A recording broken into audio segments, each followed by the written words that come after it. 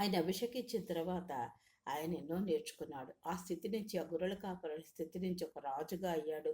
ఎన్నో శ్రమలు, ఎన్నో శోధనలు, ఆ శ్రమల్లో, ఆ పోరాటాల్లో, ఆ యుద్ధాల్లో ఆయన ఎన్నో నేర్చుకున్నాడు. దాని ద్వారా ఎన్నో ఆశీర్వాదాలు పొందారు. మరి అటువంటి ఆశీర్వాదకరమైన జీవితంలో ఆయన కట్టడలను మనం నేర్చుకుంటూ సాగిపోతున్నామా? శ్రమలు వచ్చినప్పుడు కృంగిపోతున్నామా? మనం పరీక్షించుకోవాలి. 119:74 నీ వాక్యం మీద నేను ఆశ పెట్టుకొని ఉన్నాను. నీ యందు భయభక్తులు గలవారు నన్ను చూసి సంతోషింతురు. ఆయన వాక్యం మీదంట మనం ఆశ పెట్టుకోవాలి. మనకు ఎన్నో ఆశలుంటాయి, ఎన్నో కోరికలుంటాయి.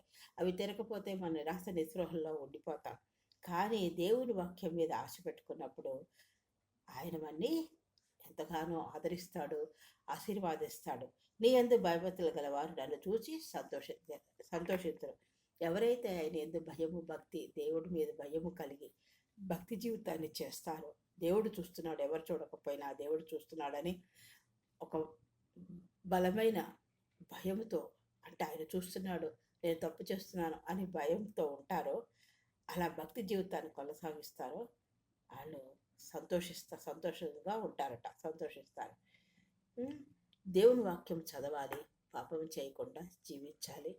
దేవుని వాక్యంలో మనం సరి చేసుకోవాలి. ఆయన మార్గంలో మనం నడవాలి.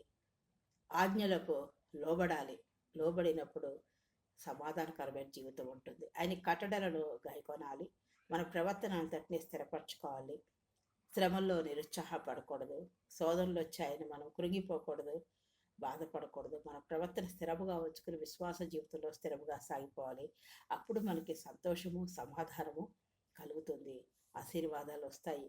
మనకి జరగకపోయినా ఆయన యందు విశ్వసించి మనం ముందుకు సాగిపోతున్నప్పుడు పాపం చేయకుండా, సంతోషంతో, సమాధానంతో, సడుక్కోకుండా, గొనుక్కోకుండా, ఆయన యందు విశ్వాసం కలిగి మన ప్రవర్తన అలా స్థిరముగా ఉంచుకుంటూ దేవునిలో వాక్య ధ్యానంలో, ప్రార్థనా జీవితంలో, విశ్వాస జీవితంలో ముందుకు వెళ్ళిపోయినప్పుడు ఆయన అనేక శ్రమల నుండి మనని విడిపిస్తాడు.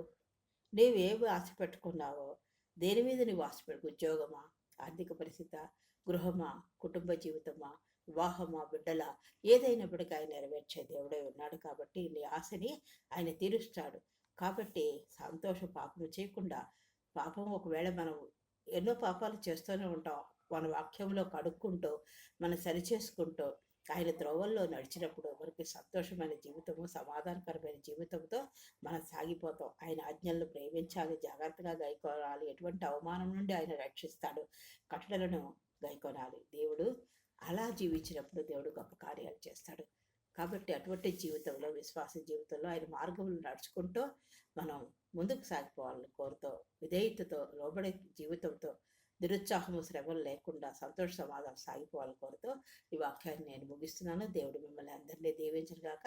చిన్న ప్రార్థన చేసుకుందాం. అత్యంత మహాపరిశుద్ధుడును, ప్రేమమయుడు, కృపామయుడు, దయామయుడు ప్రభా, మీ అపరించి పాదములకు లెక్కలేని స్థుతులు, స్తోత్రాలు, వదనాలు చెల్లించుకుంటూ మరొకసారి నీ పాసనకు వచ్చినైనా ఈ వాక్యాన్ని వివరించడానికి నాకు జ్ఞానం సరుపు నీ పరిశుద్ధాత్మ నడిపింపు దయచేసి ఈ వాక్యాన్ని వివరించడానికి నాకు ఇచ్చిన నడిపింపును బట్టి, మీ మాటలను బట్టి మీకే వదనాలు, స్తోత్రాలు చెల్లించుకుంటూ ఆ వాక్యానుసారమైన విశ్వాస జీవితంలో మేము ముందుకు సాగిపోయి నీ మార్గంలో నడుస్తూ ముందుకు సాగిపోయే విశ్వాస జీవితాన్ని మాకు అనుగ్రహించి భయం పదమని మీ ప్రియకుమారుడు మా రక్షకుడైన యేసుక్రీస్తు వారికి నీ పదాలు పట్టుకుని అతి విక్రయంగా వేడుకొచ్చున్నాం తండ్రి. ఆమె నన్ను ఎంతగానో ప్రోత్సహిస్తూ బలపరుస్తున్నారు. మీ అందరికీ నా వందనాలు. ఇంకా నన్ను అలా ప్రోత్సహించి బలపరచాలని, ఆదరించాలని కోరుతూ ఈ వాక్యాన్ని నేను ముగిస్తున్నాను. దేవుడు మిమ్మల్ని అందరినీ దీవించగాక. ఈ సంవత్సరం మనం అంచుల్లో ఉన్నాము. క్రిస్మస్ ఆనందంలో, నూతన సంవత్సరమైన వాగ్దానాలతో నూతన సంవత్సరం ఎదుర్కోవట్ల, ప్రార్థనతో, విశ్వాసంతో, ప్రార్థనా జీవితంలో మనం నూతన సంవత్సరం ప్రవేశించాలని, క్రిస్మస్ ఆనందంలో మనం అలాగ సాగిపోవాలని కోరుతూ ఈ వీడియో నేను ముగిస్తున్నాను. దేవుడు మిమ్మల్ని అందరినీ దీవించుగాక. ఆమెన్.